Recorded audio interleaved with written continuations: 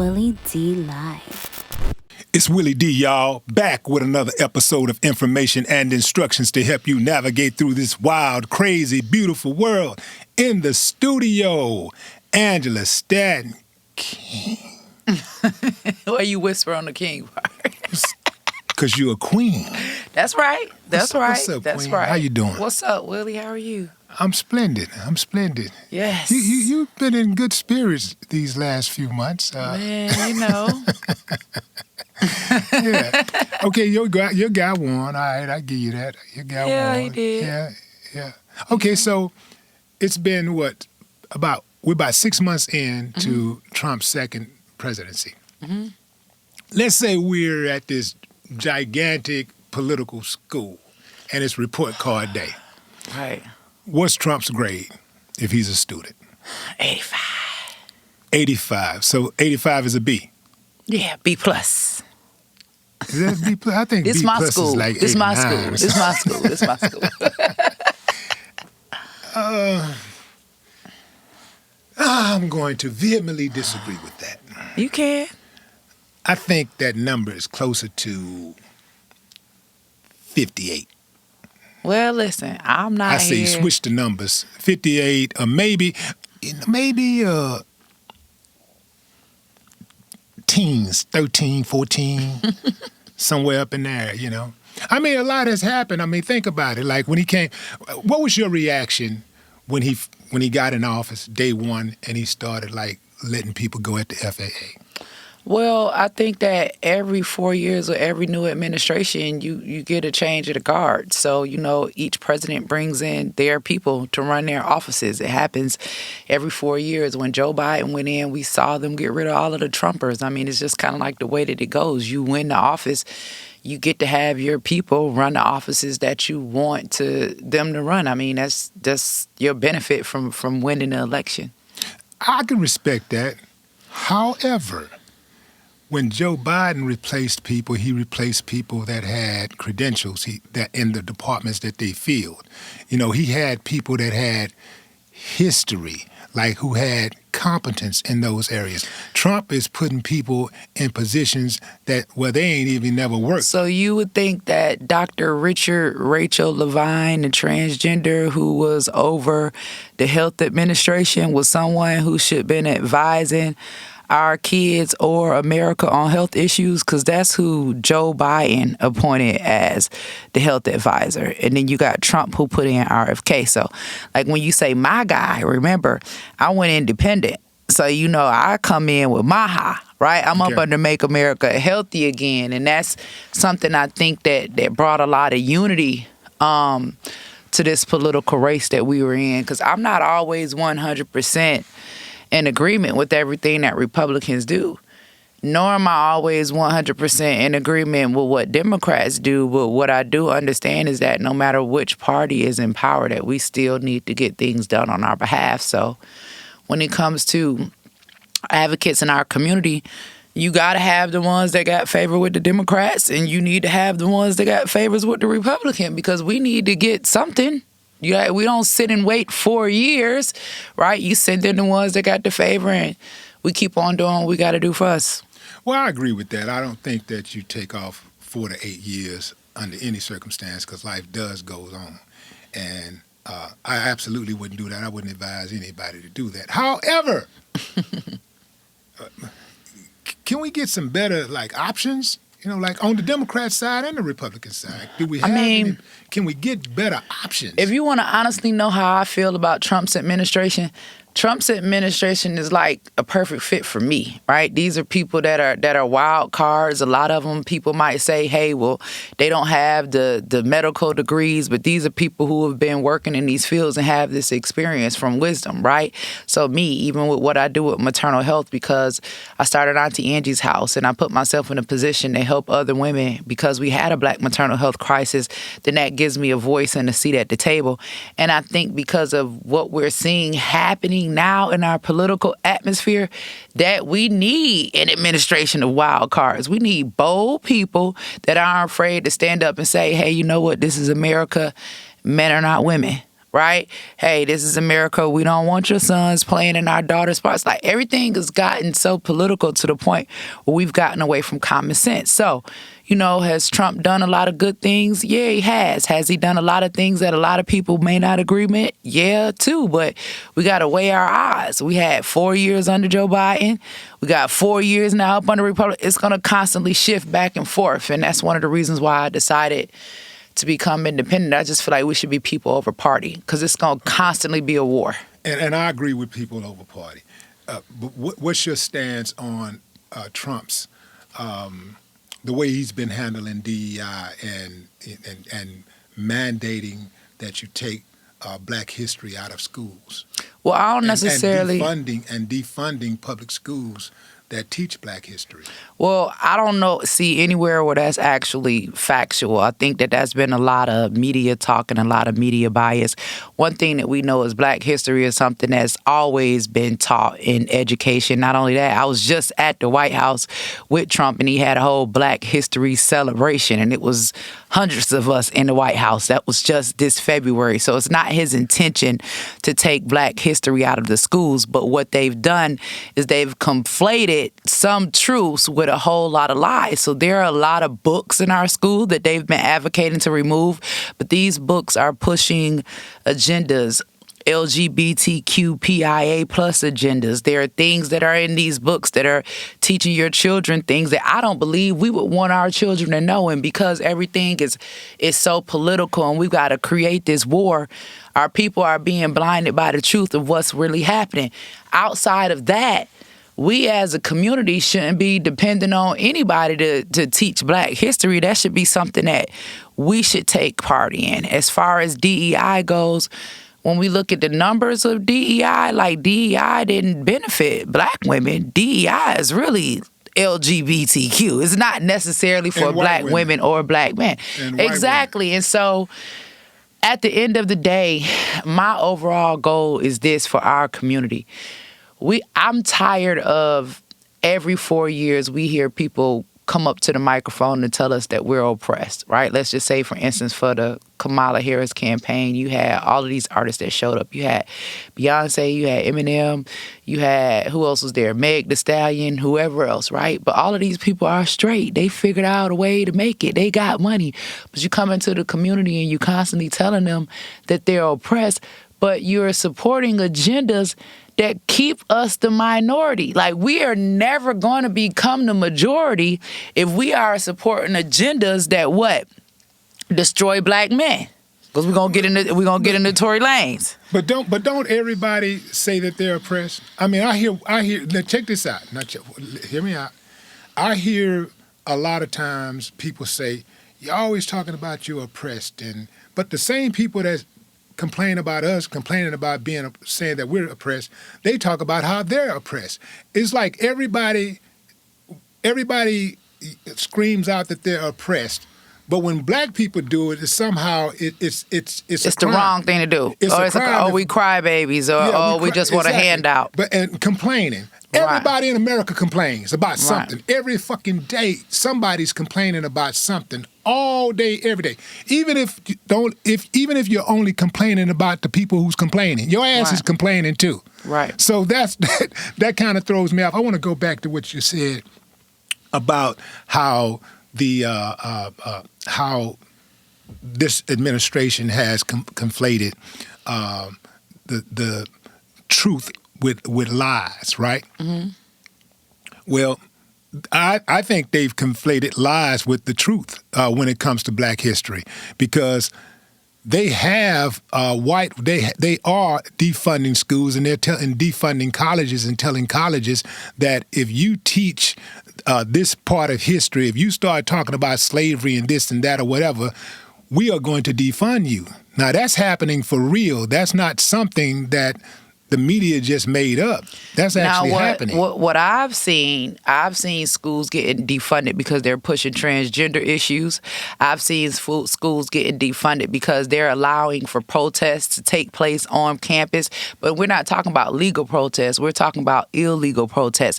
In regards to what is being taught about Black history, in regards to slavery, hey, I'm not opposed to it, right? If we want to teach our children this, but let me tell you what it did to me. Like, every Black History Month to me was traumatizing. You taught me about Martin Luther King, and you taught me about Malcolm X, but you also reminded me that me and my people wasn't shit.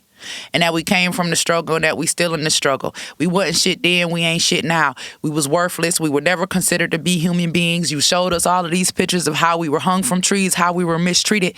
Me as a child, if I'm learning about this every year in school, all the way up until the 10th grade, of course I have some type of anger and resentment. Of course I'm already believing. You should have some anger and resentment if somebody did your people that way. But let's talk about it for a minute, right? Yeah. I don't want to have the mindset, right, that I'm a victim or that somebody is already better than me because of what happened in my past. And I'm just saying this is another perspective.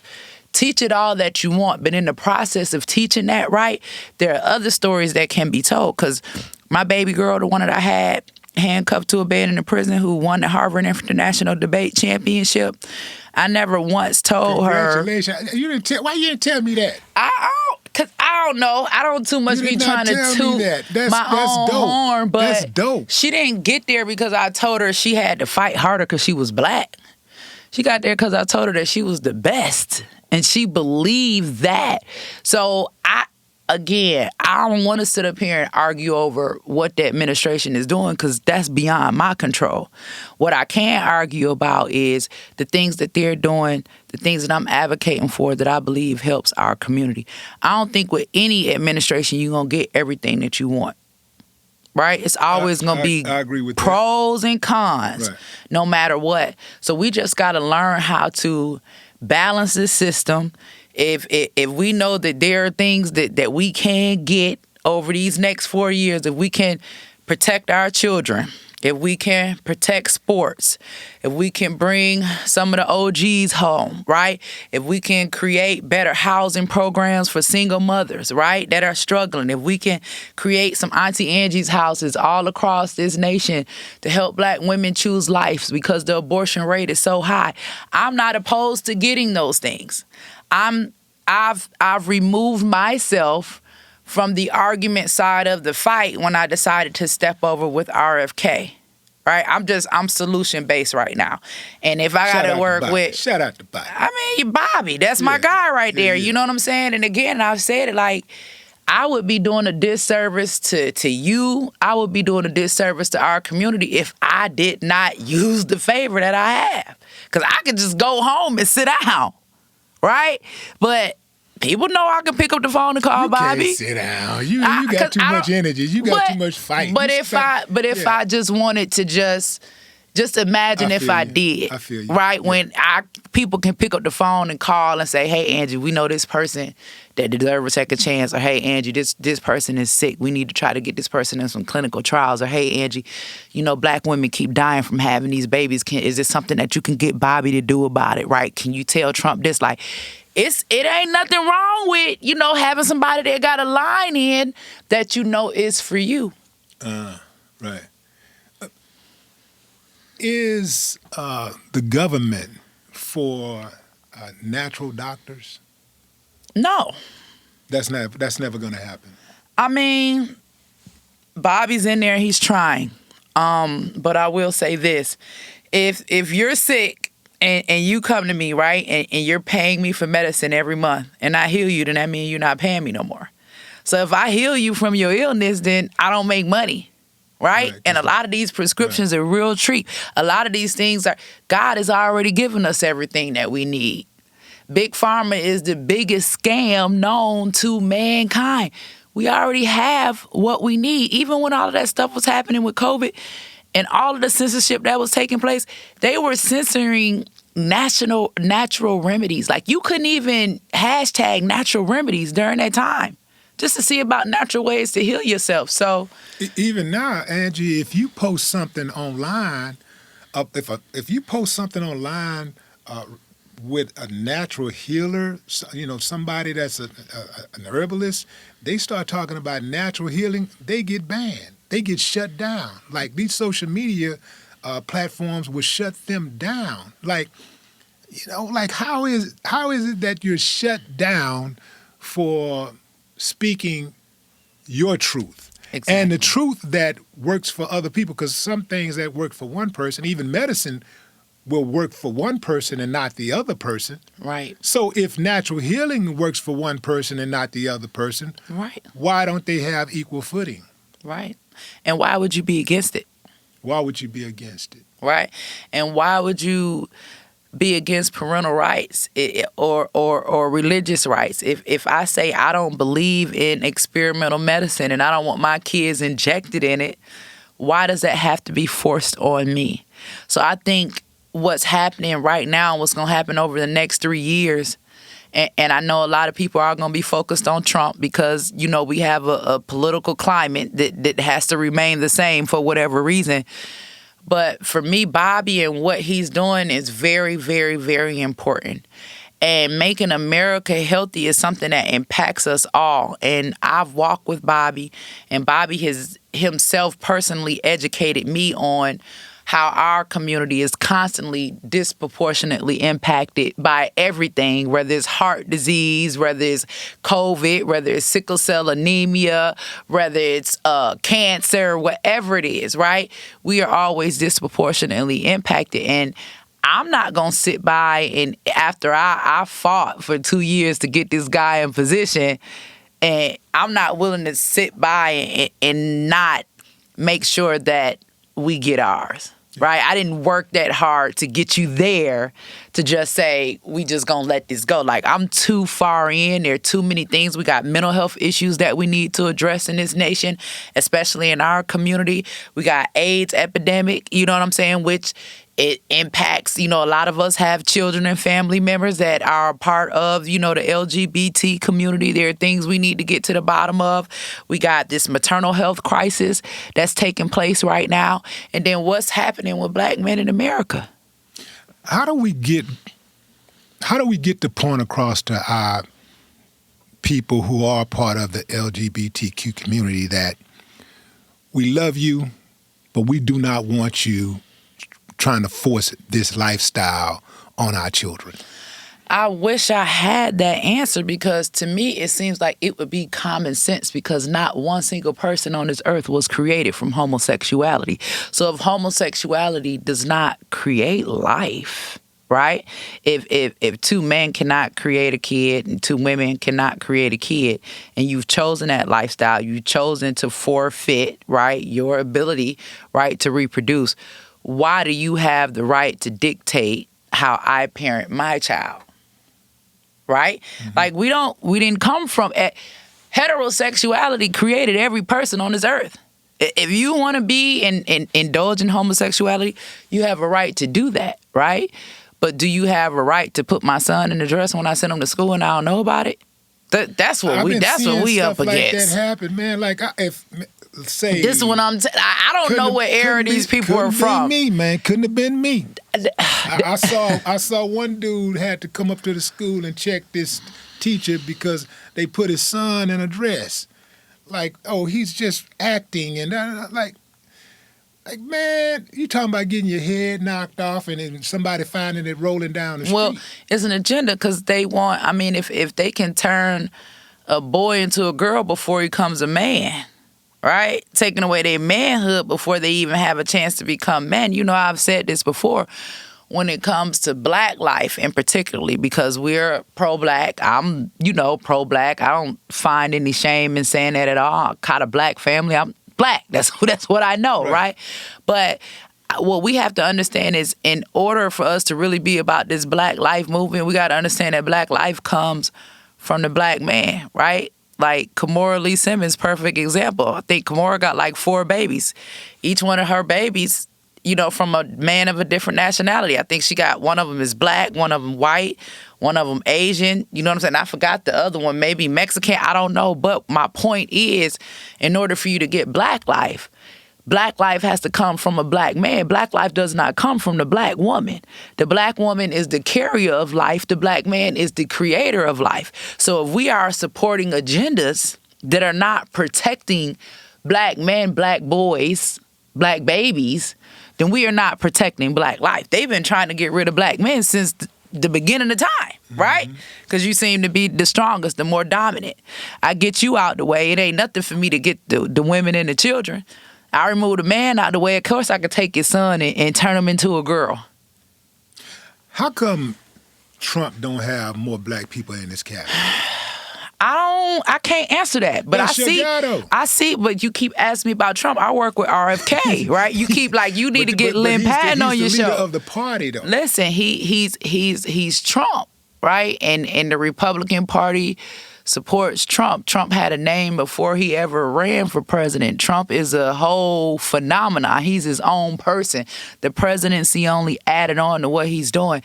I see a lot of black people around Trump because I'm in the circle, right? And there are a lot of things that they don't show on the media. His senior advisor is black, Lynn Patton. You got Jack Brewer from the NFL. You got Duke Tanner. Cabinet positions. Listen, you got Scott Turner, who's in a cabinet position. Scott Turner is over hood, former NFL player. Okay, the you've got black person in the whole cabinet. He's not the only black person in the whole cabinet, but regardless, you can have a cabinet full of black people and they still pushing agendas that harm our community. You're absolutely you're absolutely Joe right. Biden had a cabinet full of black folks. What do we get? You're absolutely right. Now I will give you that. But at the same time, representation matters. Alveda King, my godmama, is a part of his cabinet. Hold on, what you saying is not all the way accurate. Is he surrounded by 100 black people? No, he ain't. But he does have black people working in his cabinet. Now, I ain't seen nobody black around RFK but me. And we talked about him. You got Alveda. You got Senator Scott Turner. I mean, you got Scott Turner, who's over hood, okay? There are a lot of black people that work directly with Trump. Trump got 10 black people in his cabinet. I wouldn't give a damn what he got. He know the difference between boys and girls. He got 10 black people in his cabinet. Okay.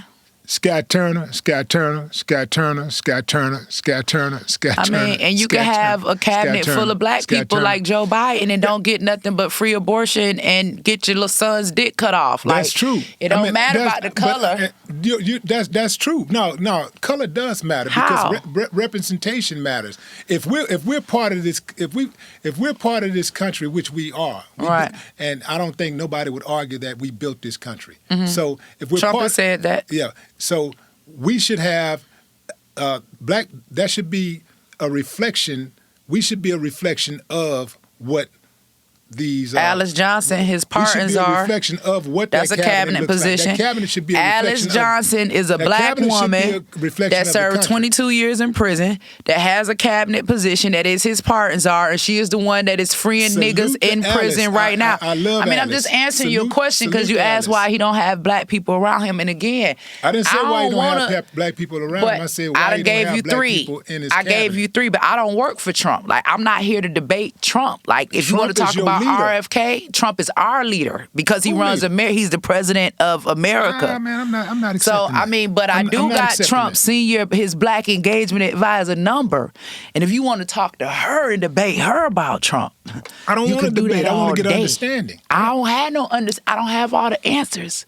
I don't run Trump's White House. I respect what you're saying. And this is why I think it's important to have these type of discussions because, you know, a lot of people, like me and you, we're friends. A lot of people would think we're enemies. But we're you know, I think we did start off as enemies. But that was you. We started off as, that was you. That was you and your hate for Trump. Well, you know. But I'm glad I did get to know you. You know what I'm saying, and know the type of person you are. And I do know that you love our people. And we just, you know, I think it's important that people know that people can agree to disagree, and you don't have to agree with every damn thing that a person does, you know, in order to rock with him. You don't have to agree with every single thing that he does or she does. One of the things I want to ask you about was, you know, you have, you know, been a part of the church. You've been part of the streets. What's one lie that both institutions tell women?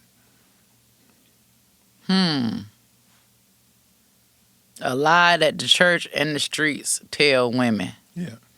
I'm at a loss for words for that. I mean, the church nowadays is telling them that abortion is health care. And I don't think that's the answer that you was looking for.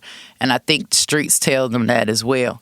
But I guess going back to what you and I are discussing in regards to how this politic thing works, right? Like, we have to have people that have access and weight in every political party, right? So, like, when the Democrats, who a lot of the majority of our people, they're Democrat, but the Democrats are off right now for the next 3.5 years. So you still need your people that can go into a house that you ain't willing to go into. Because while my brother and sister might be mad and in their feelings and in their emotions and not willing to go into this house and speak to this man, you know, me or somebody else can go into this house and speak to him and really get something done. So I want us to understand that we not enemies, right? Like, I'm not an enemy to the community because I have favor with a Trump and RFK, right? That's not a bad thing. That's a good thing. And I think that as long as we have people that are willing to use their access for the betterment of the community, then those are the people that we should rock with. Because it's a lot of people that use their access just for them. True. Right? There's a lot of people with huge platforms and they ain't got not one person out. They ain't advocated for not one person to be free. They ain't advocated to help not one black woman, right? They've used their platforms to just talk about the black community and how bad it is and how they don't want to be a part of it and how they don't never want to come to the cookout. And then you have those that's on that side and taking all the heat, but saying I came to get what I came to get. You know, I do give you credit for doing that because you do take a lot of heat. And I know it got to be frustrating at times because I do believe that you're misunderstood a lot. I think that you're misunderstood often. I wouldn't rock with you if I didn't think you loved our people. Right. You know, like I know that you love our people. So that's why I rock with you. When it comes to you and you know, you talk about a lot about legacy, right? What part of your legacy do you not want your children to inherit from you? Prison. I mean, Yeah. I was a real knucklehead. You know what I'm saying? I was a real hardhead. You know, was a statistic. I had, been born into them circumstances like a lot of us. You know, we jumped off the porch early. We made a lot of bad decisions. So, you know, we never want our children to go through or experience the things that we've experienced. But other than that, I'm an open book. It's not that they don't know. They do know. But they also know that that's not a path that they have to take. I've been very open and honest about my journey, not only with my children, but with the community, because I wanted to show that no matter what we experience, that, you know, things can get greater later. And that's why I believe in the value of life. You know, 20 years ago when I was sitting in the prison giving birth to my daughter with a sheriff watching, like, nobody thought that I'd be able to walk in and out of a White House and change laws and be able to advocate for people to be free, like Tory Lanez. And we'll come back. We're going to get to Tory. But so you're saying that a sheriff deputy was in the delivery room watching you give birth, like staring at you. Like it was his he was baby. the father. And the doctor asked him if he would step on the outside of the room. He said, "Where is she going? She can't run. She got a 7-pound baby coming out. She's not going to run." And he refused to leave, and he stood there. And that was all about just making me feel powerless and worthless. Like, that was a moment that was meant to completely humiliate me. Like, that was something I was never supposed to come back from. And that's that mindset that we have to overcome. And that's what I'm afraid of for, like, future generations, right? I want them to see the greatness that we've become. Like, as a people, we had some struggles and we have been through a lot and we still got to fight for justice and all that. But we still got greatness. Like, I'm still sitting here talking across from a man that has done some amazing things in his life that people probably wouldn't have believed would have happened when you first started out. There are a lot of people in our community that have success stories, and I think that we choose to weigh more on the negative than we do on the positive, and because of that, are we hindering the greatness that our children could become? I agree with that. I agree with that because when we're not the only ones who put a lot of focus on the negative. The rest of the world does that to us too. Exactly. So I get that, and this is why I'm a staunch advocate for it, not hopping online and every time you seeing somebody black doing something messed up, you going in. And this why we the worst enemy. We our worst enemy. That's the boy. But when I hear people say that, boy, I be wishing I could just teleport myself to that. Just give them one right there in the kisser, All right. But yeah, I absolutely agree with that. Like we have done, like what happens oftentimes is that you have people that put their best up as an example of who they are collectively, and they put our worst up as an example of who we are collectively. Exactly. Right? And so that's what happens oftentimes, and that degeneracy. And that can be overwhelming because some of us, we over time get brainwashed, and we, without even knowing, we contribute, to that stereotype. Yeah, because we're a part of it, and that's where we what we come from, and we've accepted it as kind of like, this culture. But are we gonna change it? Like we can have 1,000 podcasts. We can continue to protest. Hell, Martin and them was protesting. 60, 70 years later. You know what I'm saying? Like, it's time for us to take action. And what I mean by that is the perfect example for me is I ran for political office. Like, I ran against John Lewis, and Nakima Williams was a write-in. She ended up winning that seat.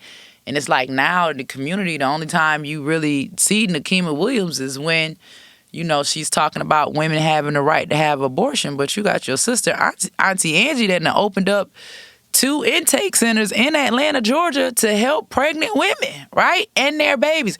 We don't have to be in office to make a difference. Yeah. Like, if you got a couple of Auntie Angies over here, a couple of Willie D's over here, and everybody doing it, like, it's on us now, right? Like, I believe we got enough of us have made it where if we really want to save our community, we can, right? Like, if we got a Beyonce and a Jay-Z and all of these athletes and all of these entertainers and the Tyler Perrys and all of us that have made it and have accumulated all of this wealth, right? Even if we just got our biggest stars together and say we're going to do a benefit concert, right? And we do a benefit concert and we raise X amount of $1 million and we just went around doing benefit concerts throughout the summer. We could begin to rebuild our communities one by one. We don't have to depend on the government, but we want to argue. That's a good idea. Also a good idea is to make sure that those entrepreneurs out there come in too, because we got a lot of black entrepreneurs out there sitting on paper. Listen. I'm talking about they papered up. A lot of them got more money than a lot of the celebrities. These kids ain't like how we was. Yeah. These kids is online trading. They using ChatGPT to create businesses. They streamers. They on Twitch. They know how to make money. Like, things have changed. And because things have changed, and because I know what I was born into and where my life is now, right? And the only reason why I got here is because I did not have the mindset of I ain't gonna never make it. You know what I'm saying? I always had the mindset, it don't matter who, it don't matter what, I'm going to get mine. And I believe most of us do have that mindset, right? Like, we can make it great for us. We might can't make America great for everybody else, but can we make it great for us? Yeah. And I think I've took the best of my situation and I've made it great for me. Yeah. Has America ever been great for black folks? Well, that would be how you look at it and which black person we talking about. Because some black people America's been very good to them, right? Like, some black people have accumulated a lot of wealth.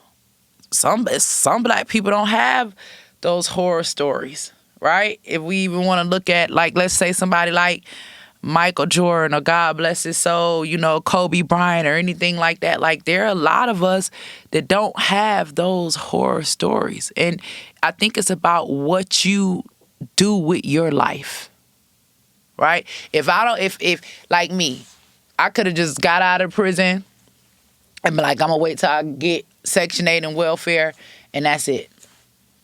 And I could have been content right there. But I said that I want more. It's not enough for me. So able-bodied people, we have the ability right here in America to do and be whatever. If a man can become a woman, you can become a millionaire.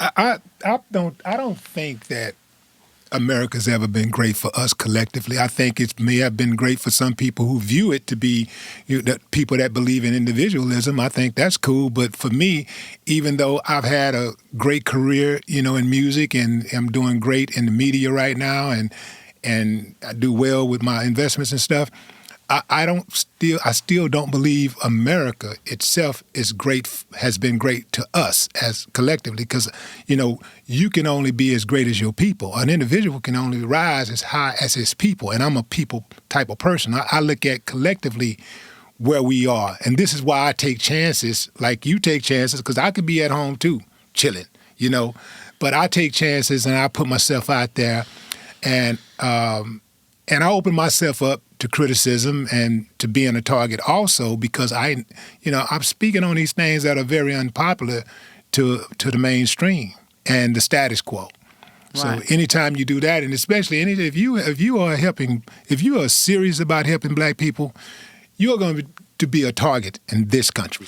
You're going to be a target, and we got, unfortunately, our people want to choose parties over people, right? Like, when we see, for instance, I'm seeing a lot of the black advocates, a lot of black Democrats protesting to free illegal immigrants from ICE, right? Now, I ain't for just locking people up. I have sympathy for anybody. But I've never seen them protest at the federal prisons to free none of our brothers and sisters that's locked up on nonviolent crimes, right? Yeah. I'm just gonna be 100, right? Why is everything so politicized? Like, y'all want us to believe that this is really about black life, but every fight that you're standing for, every cause that you're standing for, is actually against black life. Like, right now, we actively have a whole campaign out here going for a black man, Tory Lanez, because we believe that there's a chance that he may be innocent off of new evidence that came out, right? This should be something that's being championed as a bipartisan effort. It shouldn't be political, right? Like, to me, this is the thing that hurt my feelings, because I really be about this life, right? About trying to help our people get reunited with their families, because he does have a son. Why am I seeing all of these white women fighting for Tory Lanez, right? And white Republicans at that, right? And then my voice, you will hear my voice. My voice ain't going to be as amplified as theirs, because nobody wants me to look or seem as if I'm the hero, right? But you've got all of these white Republicans on the front line. There I am standing behind them, of course, with my little black self. But on the front line saying that this man is deserving of a new trial, right? Because this security guard has come forth and admitted, right, that Tory did not shoot this woman. I have not seen not one Democrat stand up and say, after this man was stabbed 14 times by an MS-13 gang member now, the man who stabbed him is in prison for life because he raped his wife's 13-year-old daughter. He shot her in the face and murdered her. Tried to kill him, stabbed him 14 times, collapsed both of his lungs, right? A prison sentence is not a death sentence. I don't see not one single Democrat right now willing to get on board with this as a bipartisan effort to say, let's relook at this case, right? Because there is new evidence that shows that it's a chance that it didn't happen the way that they say they did. But every last one of them is standing in front of an ICE building right now protesting. Like, were you protesting for them to get out of jail and then protesting for us to abort our children? It pisses me off. Like, it doesn't make sense to me. And that's why I say I don't want to be a part of the party system anymore. I need to be on the solution side, because I can't constantly be, and my mouth is sharp. I know I got a smart mouth, and I know a lot of people can't handle me or deal with me or whatever, but my message ain't always to white Republicans. You know, me and my cry about why we need to save Black life and this agenda and everything that's going on. Like, I can't understand why we can't see what's happening right before our eyes. There is no way that we are putting everyone else's fight before our own. Even when we put our fight first, somebody else skip the line. Right. We allow somebody else to skip the line. That's what we're doing. That's what we're doing right now. Yeah. That's what we do. And we've always done that. Like, even when we go look in our communities, how far we want to go back, even going back to New York days, like even when y'all first came out, it's always been a foreign-owned business in our communities. Whether it's a nail salon, whether it's a restaurant, whether it's a gas station, right? We didn't own these businesses. They still there right now to this day. Mm-hmm. And we go and we take them our money, we take them our money, we take them our money, we take them our money, and they don't never give it back. The cold part, though, Ange, is that we got the money. We got it. And I'm talking about people in the neighborhood got it. They got people it in the too. hood got the money. Yes. And won't open their own grocery store or gas station, yep. Or won't buy that strip. Yep. That's the part. We got to get active. Yeah. They have their stores in our communities. We don't have our stores in their communities. Yeah. Right? We gotta get active, and we gotta stop fighting. Like, let's get together. If we really about this Black Lives Matter movement, right, then we should be supporting, right, things that preserve Black life, maintain Black life, enhance Black life, right? Not things that end or destroy it. What's the biggest misconception about a Black Republican? Man, a lot of them is sellouts. You know what I'm saying? A lot of them. But there are some who are like me, and, well, I'm independent now, but they have Republican mindsets, because if you really think about how we really were raised with conservative values. I mean, we were raised going to church on Sunday. We wasn't taught, about girls being boys and boys being girls and men can have babies and, all of those things. Like, we were really, really taught about, having morals and values. And I think that this idea that Black Republicans are sellouts or don't care about their community because they don't support abortion or because they don't support gender ideology for children, I think that that's the biggest misconception. Like, I guess it has hurt me a lot of times to have people say that I'm against women's rights when I understand that you got to be born to become a woman. I just got a different perspective, right? And I'm not your enemy because I want your baby to be born. I'm not your enemy because I want to help you and give you assistance, because I want to encourage you that it's going to be okay. I'm not your enemy. But they'll paint me as an enemy because it's political. And when it's really about life, it's really about us. It's really, everything on this earth has to reproduce. The trees, the grass dies every year, the bees, the fly, everything has to reproduce. We have to reproduce also. And if we have all of these agendas that are turning, got our boys want to be girls, our girls want to be boys, man, aborting the babies before their feet even touch the ground, 80% of abortion clinics in Black communities, like, we got to really wake up to what's really going on behind the scenes, because everything else is superficial. Because while we all sitting up here fighting over racism, right, but the KKK ain't knocking on nobody's door and taking us out. Planned Parenthood is the #1 killer of Black life. We don't want to talk about that because abortion is convenient, right, for us. I think the KKK steps in to make corrections. When something get off a little bit and ain't working as planned, they step in and tweak a little bit. Like, all right, now we back on track. Yeah, they put Meg Thee Stallion on stage with Kamala Harris, right? After winning the Catalyst for Change Award from Planned Parenthood, and had them on stage twerking for abortion, telling Black women it's your right. My right to do what? Kill my baby? Yeah, Meg, that's the hometown hero. I know. But I will say this: I did believe that was a huge mistake for them to do that, because it don't look serious. It looks like we just a big old ass party, like people jumping on stage, twerking and all that kind of shit. It's like people not going to take you serious when you're doing that. I don't care if you're empowered. I don't care how much money you got. I don't care if millions and millions and millions of people, it's a time and a place for everything. Yeah. And that was not the time or the place. No, because that's not what we represent. And that's not who we are, because you said that before about certain people that they get up to seem as though they're representatives for us, for our community. Like all of our heroes, right? We ain't got Martin Luther Kings no more. We ain't got, Malcolm X's no more. Like, who are our modern day heroes today? Who are they building up to be heroes? And I listen to Glorilla music. I might listen to some Meg music. Don't beat me up. But do I want Meg to be a representation to my daughter? Absolutely not. Meg, you a freak. Y'all running around talking about wet ass pussy. Y'all like to suck dick and get fucked. That's not what I want my daughter to represent. I want my daughter to go to college, to get an education, to be a nice, wholesome woman. I don't want my daughter to have the liberty to say, as soon as she get pregnant, even if it's by mistake, I can just go abort it. Like, that life does not have value. I want my daughter to know that she has a family that will support her. Right? If she decides she wants to keep that baby that we here for, it's the agendas that they're pushing, right? Everything that we see right now, like when I get online and we all know that I have a child that's in the LGBTQ community. But to see black women supporting agendas that replace them.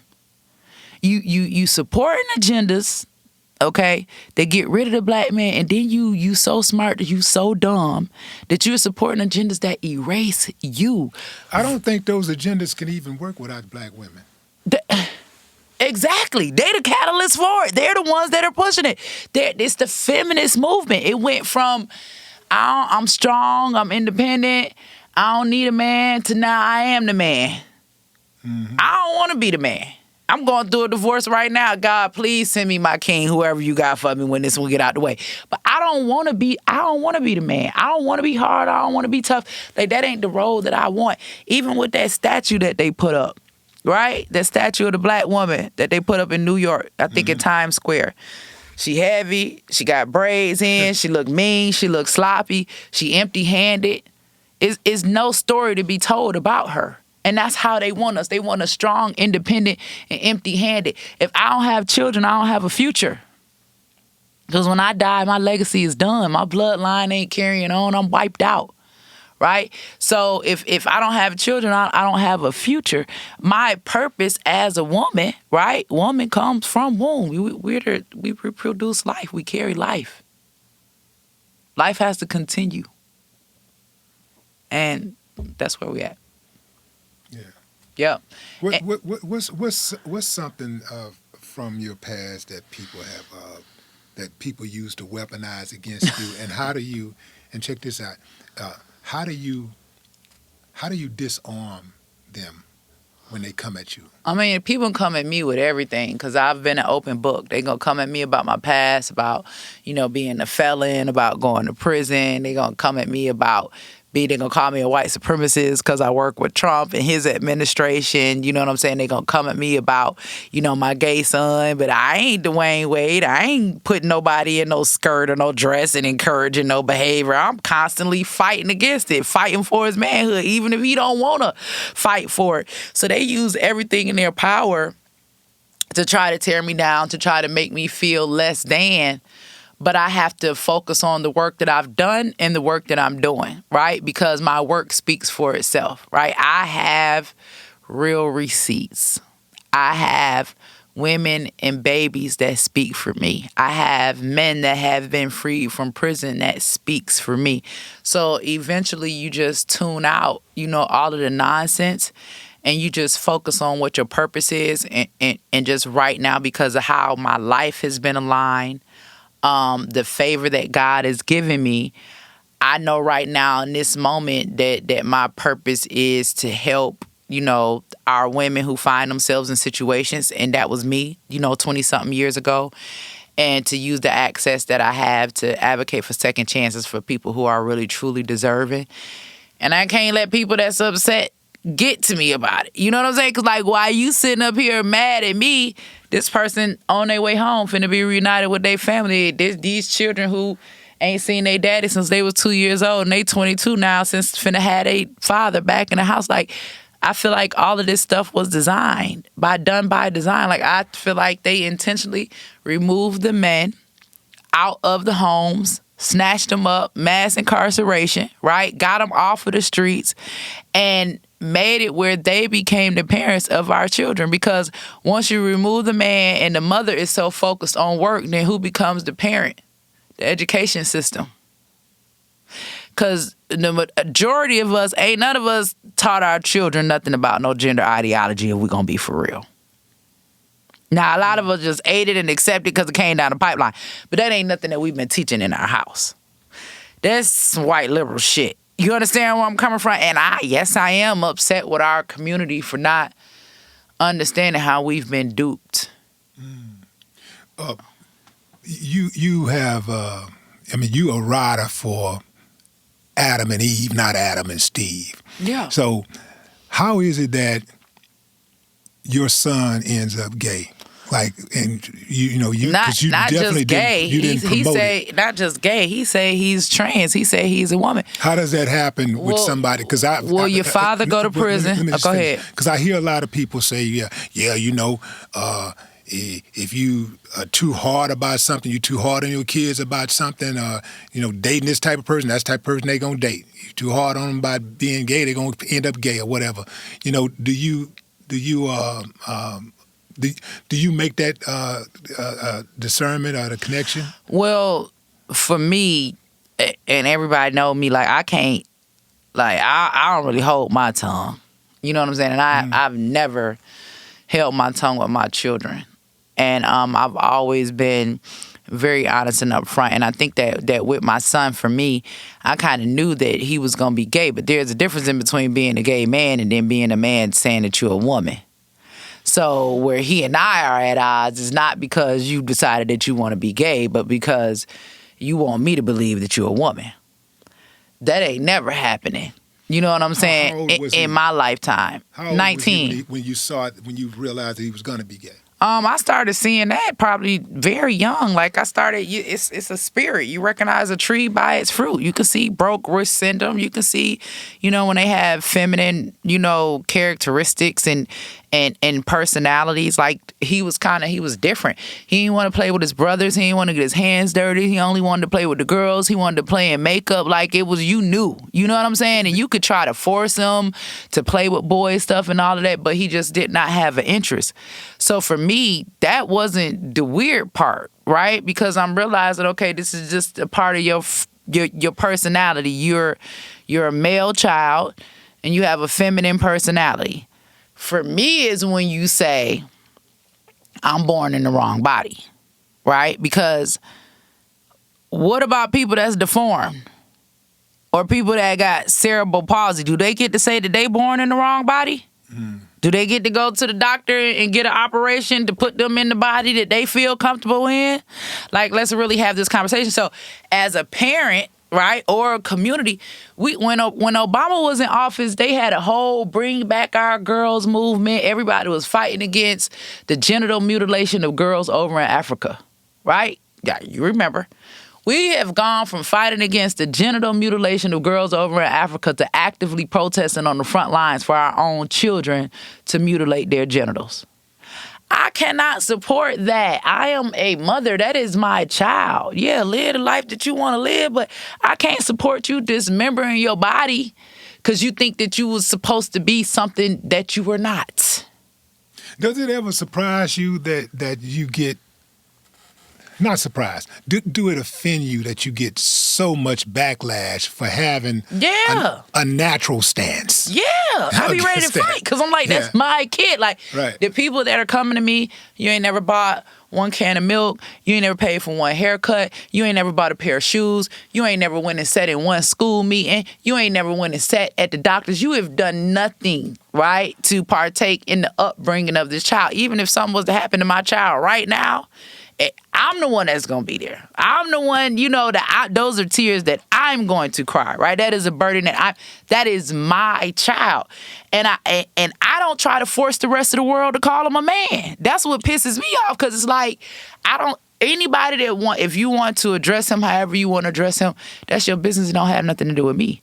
But when you come to me and tell me how I'm supposed to address something that not only I carry, but I birth and raise, then that's when you're out of line, right? Because I've earned the right to call him what I named him, right? Mm-hmm. That's me, and I'm the mama, right? So the rest of the world can agree.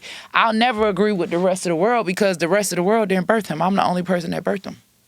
Usually that's respected. Usually when mama say, this is how I feel, it's my child, usually people respect the feelings of the mother. Mm-hmm. But in regards to something like this, mom come up under extreme attack. Yeah. That's what I don't understand. That's what I'm talking about. Like, it's like they are doing nothing at all to protect black boys and black men. Like, you will see, this where I get on the line again. Not to go back to this, but it hurts me that I'm seeing a bunch of white Republicans right now stand on the front line to try to advocate for Tory Lanez, and none of our people will touch it because of a political issue. They're not looking at the evidence. What's the political issue? The political issue is that Meg Thee Stallion performed on that stage with Kamala Harris, right? We know that she is heavily supported by the Democrat Party, right? Just like Jussie Smollett. Jussie Smollett was heavily supported by Kamala Harris as well, and Planned Parenthood. They don't want to seem like they're coming against a black woman. Nobody wants, because they got this black empowerment movement. You remember what Meg said when the shooting went down?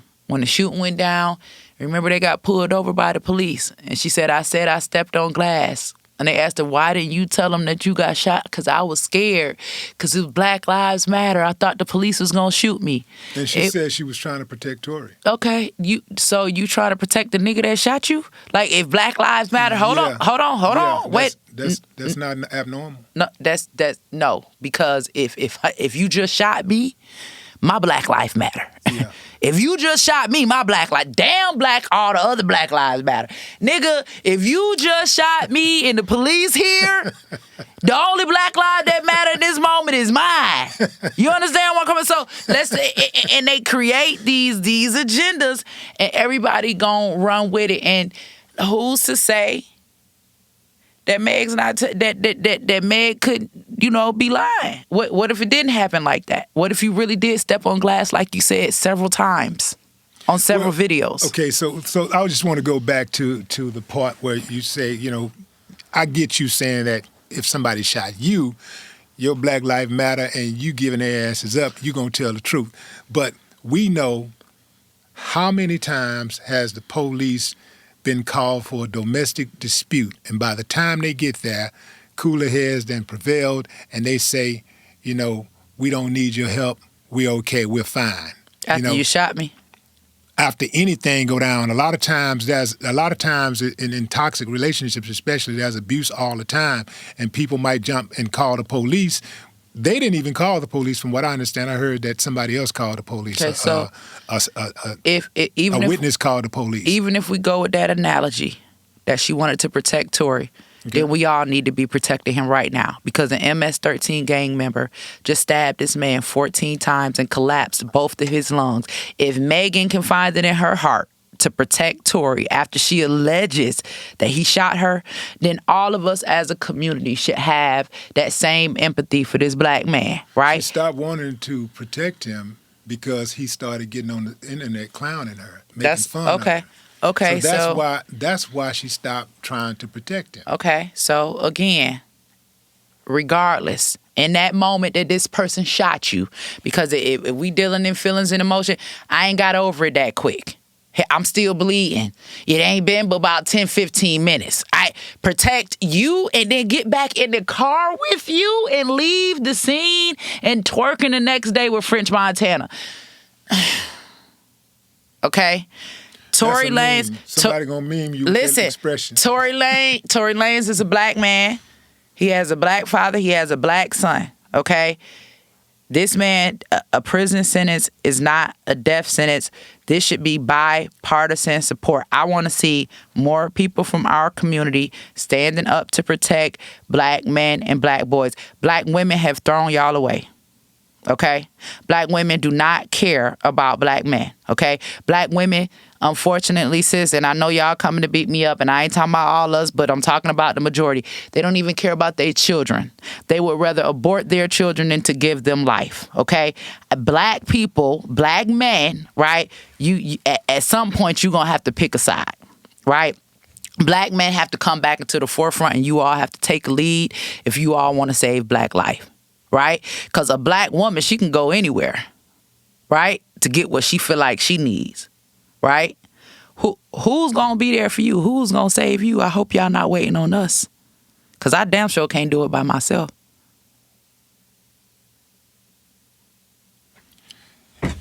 You,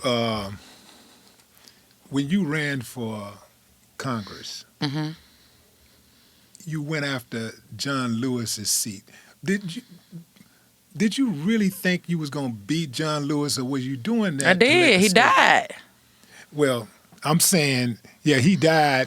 I mean, you joined the race first. And then he died. Yeah. And that lets you know that they need to stop holding on to these seats until they die in them. You need to pass the torch. You know what I'm saying? Just holding on to power. And I don't have all respect to John Lewis. I never disrespected him during the run. I respect all of our elders that came before us and fought for a way, whether I agree with the way that they did it or not. I ain't no disrespectful person like that, right? But when it comes to who we voting for in our community, we need to start voting for people that got the receipts. Like Nakima Williams, who they wrote in, was from Alabama. I've been in Atlanta my whole life. I'm community service 20 years. How did somebody from Alabama come in, right? Refuse the campaign, wouldn't do one single debate, and just win and get more votes than John Lewis. Like, it really was a disservice to our community. Because if you just go back and look, if we take the parties out of it, if you just go back and look and say, okay, these 4 years, what has Nakima Williams done? Name one law that she passed. The only thing she fight for is for abortion. Well, you know, some and I mean, if that's all black people want. Some politicians are do-nothing politicians who are inserted for the sole purpose of maintaining the status power. Quo. Right. But does that benefit our community? We really do have the power when we stop being up under the guise of we got to choose a political party. No, choose the best person. Choose the person that's doing the work, right? Like, did I deserve the seat because I really love Atlanta? Yeah. You know why it's hard for black people to vote Republican? I got a theory. More than getting to the money is black people don't feel protected in America. Mm-hmm. And when we see a party that makes the KKK feel comfortable, that makes Nazi groups feel comfortable, that makes Proud Boys and any other anti-black organization feel comfortable, we are going to resist that. Mm-hmm. And that is the primary reason why black folks do not vote Republican. That is the primary reason why black folks don't vote Republican, I do believe. Now, are there racists in the Democratic Party? You damn skippy they are. There probably is even more racists in the Democratic Party. It was like Malcolm X. Malcolm X said, you know, that one that smile is like the fox. You know what I'm saying? They smile before they stab you in the back. Like, if you ask me, I prefer to know who my races are. That's the one that I can do. That's the one that I can do business with no strings attached. Because you ain't gotta like me, and I ain't gotta like you. Right? For us to handle business, right? And for us to understand that we all got to dwell here together. And you ain't never got to like me. And guess what?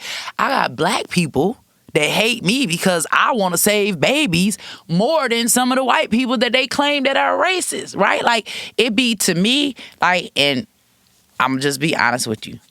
From the streets, experienced a lot, lost a lot of people in this game. You know what I'm saying? Drug game, whatever you want to call it, lost a lot of people. Everybody that I lost, okay, lost their life to somebody that looked like me. I ain't excusing what white people do, okay, at all. That's proximity. The man, hold on. I'm just saying, if we're looking at, it's the same. The man that raped me, the man that molested me when I was a little girl, they all look just like me, right? So, to me, the act is the same, right? It may be a different name. We gonna say it's racism if a white person did it. We ain't gonna say it's racism if a black person did it. But the act is still the same, right? Like if a white person had murdered my children's father the same way that his black friend did, right? I ain't gonna hate the white person more than I hate the black person. You was his friend. You was his partner. You know he had children. You knew he had a family. You hurt me more than that white man because you know what it is and you know what our struggle is. So that I'm supposed to take my focus off of the people that look like me that's doing the same act just because it's a different word. Now, for me personally, when it just comes to business and advancing our community, I ain't got no problem working with racists.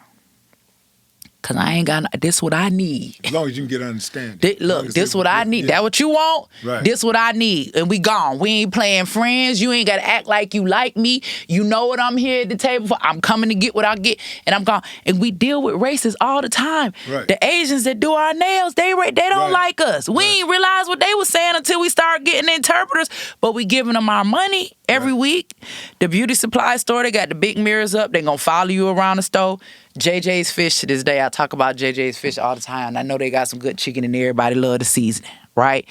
But ain't no black people working in there. I don't know black people own that store. They got the seasoning salt on a chain. Right. But you still gonna take them your money. You don't look at that as a racist transaction. Right. You know what I'm saying? So we got to learn how to deal with these people and do business with these people and not move in fear. I don't care if you're a racist. I'd rather know how you feel. But if I don't know how you feel and you secretly hating me, then that's when it becomes dangerous.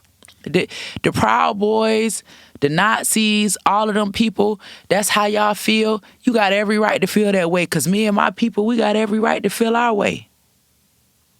Right? I ain't mad at you for being pro-white because my ass is pro-black. You understand? So it don't bother me. Yeah, pro just means that you support something. That's why I'm telling you, it does not. When they come together and they want to fight for their communities and all that, I look at it the same way as the work that we do over here for ours. It's just about understanding that some things we never going to change. We never going to get rid of hate. Whether it come from our own community, whether it come from them, we hated by everybody, even ourselves. Don't nobody like us. Whether you talking about whites, whether you talking about Mexicans, whether you talking about Chinese, whether you talk about Indians, nobody likes us. And the hate has been so deep that we've even started hating each other. So it's okay to point the finger. Right? Yeah, they don't like us, but they sure love stealing from us. Of course. They gonna talk about me, Trump, all day, but damn near every NFL player and NBA player got a snow bunny. Yeah, y'all love them white women. They love them white women. Now they can, listen, Kamala Harris was married to a white man. Went home. I ain't never had a pink penis in my mouth ever. Probably had one every single night. But I'm the white supremacy. I can't work with a white man, but she can sleep with one. No, say the rest of the part she can do with. I mean, whatever she doing. But what I'm saying is, if she can sleep with white men, why I can't work with white men? Yeah. Without being accused of being some type of sellout or white supremacist. Ooh, you got him on that point. I'm just asking. You got that point right there. That's a home run hit right there, man. That's. They love white people for real. That might be the grand slam that ended the World Series. Listen. That was a cold one right there. I don't know where you pulled that one out, but that was it right there. We can stop. We can cut. That's right, because Willie owed me dinner. Show over. Say, man, that's wild. That's wild. You know what? I want to go back. I want to go back to what you said about friend Tory. No. Okay. Well, we can go back. We can talk about friend Tory. You know, like hey, if he's innocent, he deserves to be free, right? That's right. And if there's evidence to the contrary, of why he's in there, then let that evidence be heard. That's all we asking. And that's cool, But if he's guilty, no matter how many hit records he got, he should be in prison. Well, I mean, then that talks about does the punishment fit the crime?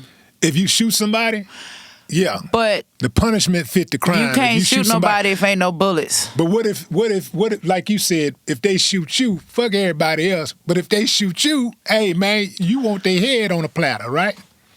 You just shot me. Yeah. And the police pull up, and I'm worried about everybody black life but mine. You want that person to pay if they shoot you, right? I'm gone. You got a gun. You just shot me. Yeah. The police are here. This is the only chance that I got. I'm gone. Right? You going to jail right then. Because I ain't had enough time to forgive you for shooting me. I'm still bleeding. Okay. Let's keep with that analogy. Cassie. Did Cassie have time to leave? Listen, that's a whole different situation. Be held accountable for any role? One thing I have not done, I have not ran my mouth about this Diddy situation. Y'all will not see Auntie Angie speaking on this Diddy situation. I'm gonna tell you, and R. Kelly too, because a lot of these times, like what I'm against rape, and I'm against abusing children. You a grown woman, you freaky, that's what you into. You know what I'm saying? You knew what that was about. You know what I'm saying? That was a choice that you made, right? But if somebody raping you, somebody beating you, somebody human trafficking you, that's something different.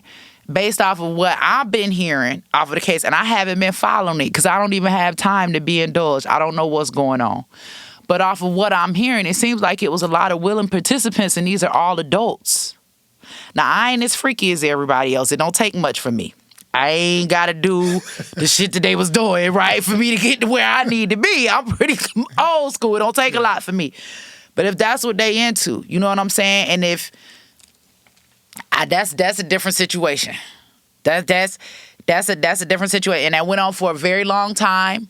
And a lot of people were aware of it. And a lot of people knew about it. And all of these people were participating. And I don't want to victim blame or anything like that. But I'm just saying if y'all was cool with it at one time and then all of a sudden, you coming against it as if you wasn't a willing participant, then that's not something that I agree is right. And I don't support tearing down black men unless they deserve it. Yeah. You know what I'm saying? And if Diddy is this monster, that what I was looking for was human trafficking allegations. I'm looking for Pizzagate. That's what the hell I'm looking for. If they show me that, I'll start running my mouth. But I don't see that. Yeah, you walk the halls of Congress, and you've walked the streets of New York. Which one is more dangerous? Congress. Listen, man, y'all think y'all be out here in these streets banging? Y'all think y'all got some Crips and some Bloods in the streets? The Crips and the Bloods is the Republicans and the Democrats. You ain't even ready for that type of war. The blue and the red, the real power. Oh yeah. Them boys, that's a dangerous game right there. You know what I'm saying? And I've seen a lot of it from all different angles, like even being on the plane and flying with Herman Cain right before, he caught COVID. That's another story that one day, if I feel comfortable enough to tell, I will. But like you really in the belly of the beast. And for me, it's been particularly hard because I feel like I've been put in the middle. Like it's like I'm fighting for us, but damn, I got to go fight them. Then I got to come back and fight us because our community, they don't understand, right? Like, but if you talk to any of them and you say, well, what is it about Angela? What is it that you don't like? They can't ever say nothing about me. It's always Trump, right? Because nobody is against the work that I'm doing, but it's the political lines that blur everything. And I just want us to understand that we got to take advantage of every little piece of power that we have. Right. When you talked about being violated by somebody, and you said, I treat them all, whether it's black or white, it's the same act. And so my emotion is going to be the same. My reaction would be the same. And so you do have black people who, when black people do them dirty, they just got dirty and they're upset. They kind of go through the motions, whatever. But when a white person, somebody from the outside do it, they turn all the way up. It's a big old protest. It's a production. Well, you know that white people do the same thing. Like, for example, if you were abused as a child, it was probably by somebody that looked like you. Right. If you were cheated on, since you stick to your own kind, it was probably somebody that looked like you. If you was chased home from school, you probably went to a predominantly white school. It was somebody that looked like you. If you were abandoned as a kid by your parent, somebody that looked like you, right? So if all of these things that happen to us, these bad experiences, help shape us into who we are and give us the trepidation that it does about other people, then why is it so easy to hate somebody that don't look like you, but not hate the people that look like you? And I surmise that it is because you are going to run out of motherfuckers to hate. Because if you hate everybody that look like, it's too convenient, Right. It's too convenient to not hate them, right? Because that means, damn, mama did this. I'm mad. I'm angry because mama did this, daddy did this, my girlfriend did this, my school bully did this, right. The boss did this, the people that I'm in close proximity. Those type of people end up hating themselves. Yeah. And those are the people that I think are some of the people that you talked about earlier when you say that perception that some people have about some Black Republicans that, get disconnected from the community or don't want to see themselves, marry Black or procreating Black. You know what I'm saying? Just want to completely disconnect themselves from who they are, right? Or for anything that reminds them of that pain and hurt, right? We've all been violated. But you have some people that have experienced that hurt and still value Black life and still, value Black men. You know what I'm saying? And still are able to say, okay, yeah, that Black man did it to me, but you didn't, right? So I think we have to have that same perception when it comes to dealing with white people. Because the reality is, you too, we got a lot of white friends that we fuck with, and they rock with us too. Like, I got some white people that I can call, and they're gonna come through for me. But even before maybe some of my own family members. So, like, are we spending too much time on this thing that we're calling race? Yeah, it's some racist people out there, but is that our everyday reality? Because most of us work with white people every single day, and they're not racist. You know what I'm saying? We on boats, we in business meetings, our kids playing together on sports teams. That's the real reality. Well, I think that it may not be as prominent, but we dealing with this shit every day. Oh, yeah. No matter what. And gonna always deal with it. No matter how much money we have, no matter where we live. Oh, yeah.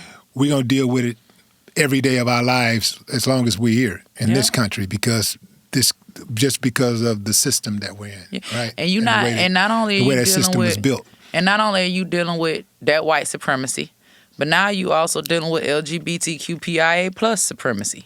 Okay. LGBTQIA plus. What the hell is PIA plus? The pansexual, the intersexual, the asexual, and the plus to everything else. No, you dealing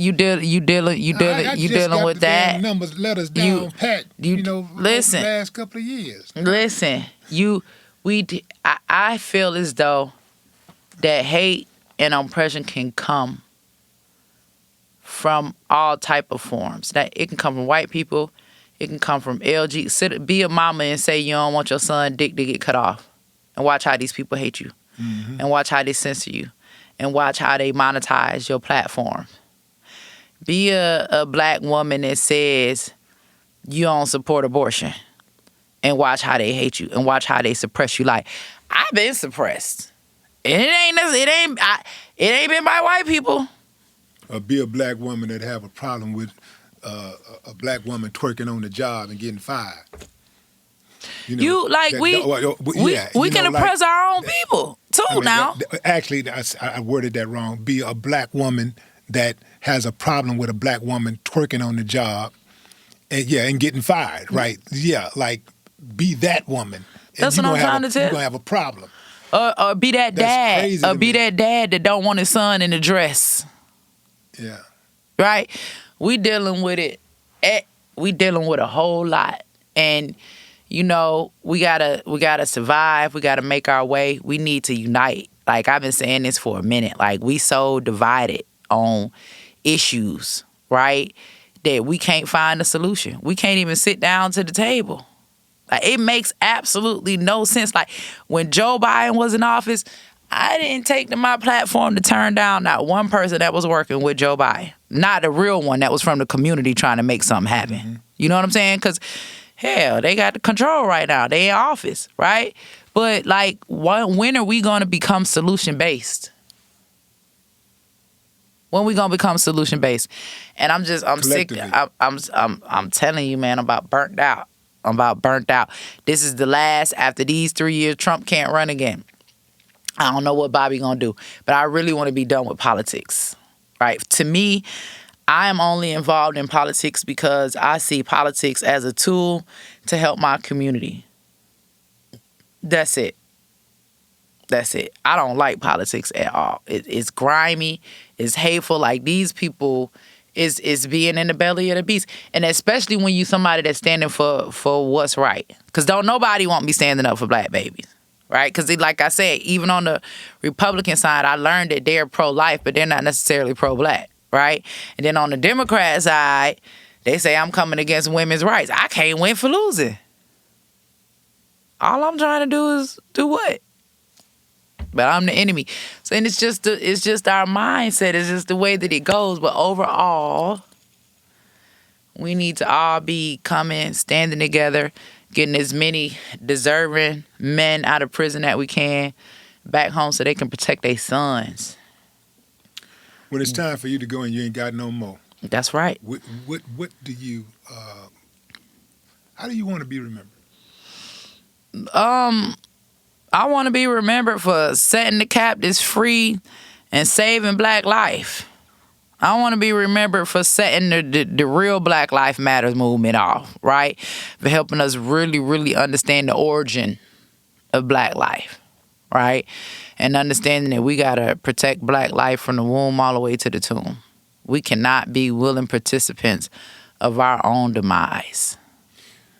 I think your legacy is you're going to be the antithesis of what's her name? Margaret, the plan. Margaret Sanger. Margaret Sanger. Yeah. You're going to be the opposite of that chick. That's right. I think you're going to emerge as that person. That's right. Yeah, you definitely are going to be remembered. I mean, you got other stuff that you do, whatever. Yeah, but that's the one. That's we're gonna overturn that thing. That's your lane. Yeah, we're gonna restore the value of life, and we'll begin to see things change for the better when we do that. Yeah, that right there, that's where you put distance between yourself and everybody else. That's the greatest because ain't distance. nobody doing that. Yeah, that's where you got the greatest distance. Okay. Yeah. Well, thank you for coming on the show. Thank you so much, Mr. Willie, for having me once again. Everybody remember the Angie Stanton on Instagram, the Auntie Angie on X, and Free Tory. This is a bipartisan effort. Come on, y'all, let's get behind it and reunite this man with his son. No more talk.